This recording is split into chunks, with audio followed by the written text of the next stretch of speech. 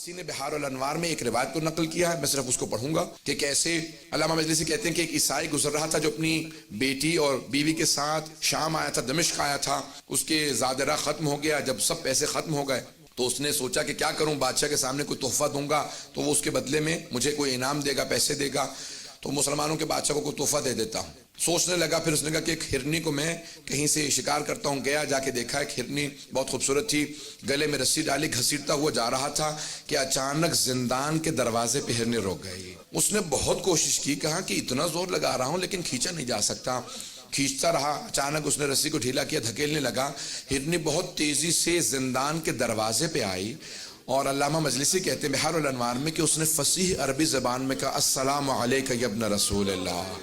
وہ عیسائی تھا، پریشان ہونے لگا کہ یہ کیا کیفیت ہے، جانور بول رہے ہیں، بڑا پریشان ہو کے آگے بڑھا دیکھنے کے لیے کہ زندان میں کون ہے جسے یہ ہرنی نے فصیح عربی زبان میں سلام کیا۔ تو ایک مرتبہ جب آگے بڑھا تو دیکھا کہ ایک جلا ہوا امامے کا کپڑا ہے کسی کے سر کے نیچے، اور کچھ مستورات بیٹھی ہوئی ہیں، کچھ بچے باقی رہ گئے ہیں۔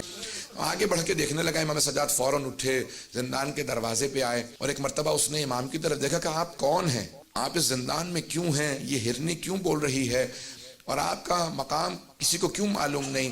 امام نے ہرنی کی طرف دیکھا، دیکھنے کے بعد کہا کہ یہ ہرنی مجھ سے صرف اتنا کہہ رہی ہے کہ مجھے اتنی دیر کی مہلت دلا دیں، میرے 2 بچے ہیں اس پہاڑ کے پیچھے، میں انہیں دودھ پلا کے واپس آ جاؤں۔ امام نے پلٹ کے اس عیسائی سے کہا میں تجھے ضمانت دیتا ہوں یہ ہرنی واپس آ جائے گی، بس اسے اتنی مہلت دے دے، اپنے بچوں کو دودھ پلا دے۔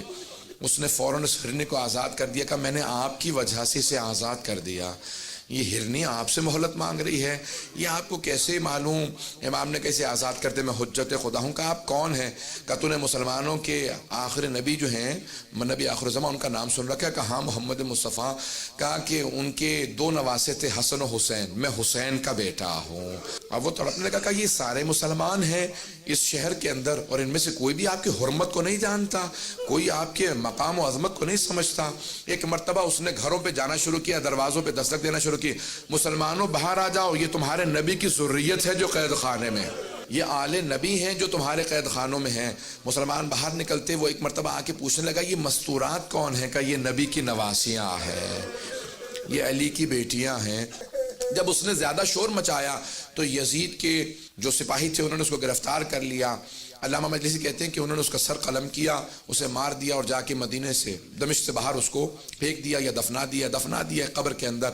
جب دفنا دیا تو اس کی بیٹی نے اور اس کی بیوی نے سنا کہ ہمارے شوہر کو کسی قیدی کی وجہ سے مار دیا گیا ہے۔ وہ فوراً تلاش کرتی ہوئی دمشق کے باہر اسی قید خانے کے سامنے کھڑی ہوئی، کہا کہ آپ کون ہیں؟ امام سجاد سمجھ گئے، کیا بات ہے؟ کہ ہمارا ایک ہی سہارا تھا وہ بھی آپ نے چھین لیا۔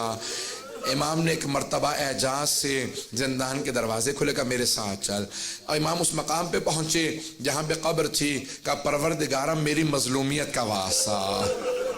ایک مرتبہ قبر کھلی، وہ باہر اٹھا، امام کے قدموں میں گرا، کہا میں آپ پہ ایمان لے کے آتا ہوں، میں گواہی دیتا ہوں آپ حجت خدا ہیں۔ امام نے کہا واپس چلا جا، تیری زوجہ اور تیری بیٹی بہت پریشان تھے۔ جب جانے لگے تو امام نے خاتون سے کہا کہ ہم سہارے چھینتے نہیں ہیں، ہم سہارے عطا کرتے ہیں۔